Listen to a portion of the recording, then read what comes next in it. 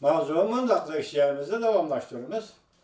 Xi Jinping Amerika görevge aldı mı?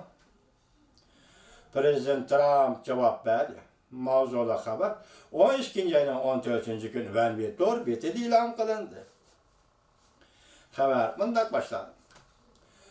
Amerika Koşmuş Ştatlarının Prezidenti Trump 12. ayının 13.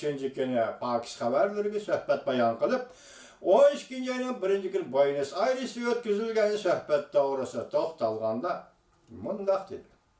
Men Cumhuriyet'in rehberi Xi Jinping'ni hürmet kılman. Dedi ve Xi Jinping teslim boldu degan sözünü inkar kıldı. Prezident Trump Buenos Aires söhbetini tasvirlep söhbet intayın güzel ve mükemmel boldu dedi. Cumhur Amerika'dan porçası etip elişke koşuldu. Prezident Trump mundaq görsetti. Men Reis Xi Jinping bilen nayiti yaxşı dostluk ornattım. O Cumhur'un mutlak rehberi. Men mundaq hesaplayman. Biz iki devletke paydalık bolgan bir kelişim imzalaymiz. Biz Cumhur'un dervazasını açımız. Biz Cumhur'un dervazasını açımız. Amerika Koşmuş Ştatlarının Prezidenti Trump ta'kidlab mundaq ko'rsatdi. Men Xi Jinpingni cheksiz hurmat qilaman. O hergiz taslimchi emas. Lekin men sana aytib qo'yayki, Cumhurning iqtisodi qiyin ahvolga duch keldi. Chunki bu ishning hammasini men keltirib chiqardim. Bu Cumhur iqtisodi yetib kelgan qiyinchiliklarning sababidir. Bu navbatda Cumhur iqtisodi yetib kelgan qiyinchiliklarning sababidir.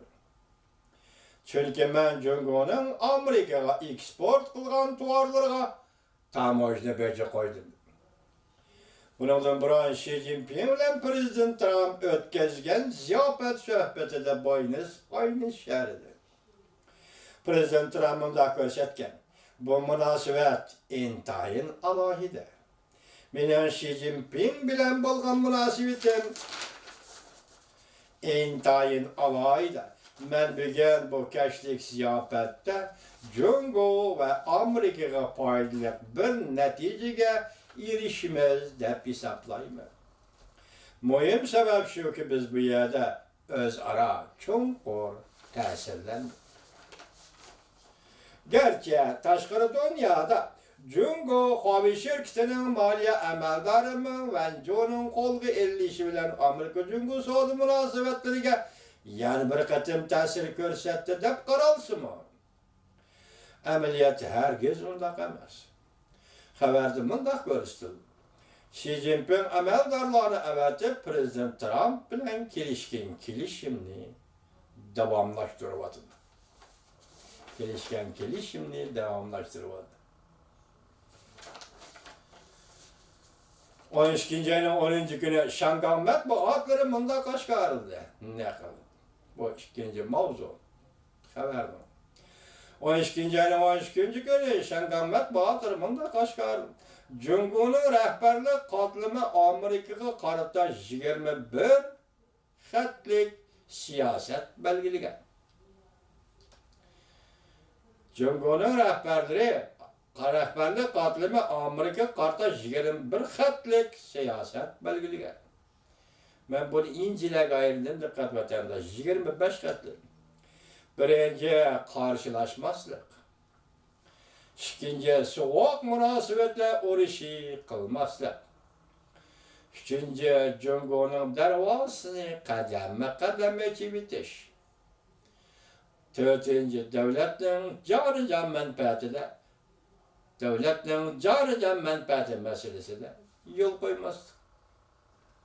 Cari menfaati Cumhur'unki. Biz bu tolu sözlülük o vatandaş, tolu sözlülük liksiyelerde Cumhur'un cari menfaati Tibet meselesi, Uygur'istan meselesi, Tayvan meselesi, Şangay meselesi, Cenubi Deniz meselesi. Degandek meseleler bu Cumhur'un cari menfaati ki. Hazır maalesef sizge bir okburaya dikkat kılın. 21 xatlik karşılaşmaslık birinci hatta. İkinci soğuk münasebette uğraşı kılmaslık. Üçüncü Cumhur'un dervasını kademe eki bitiş.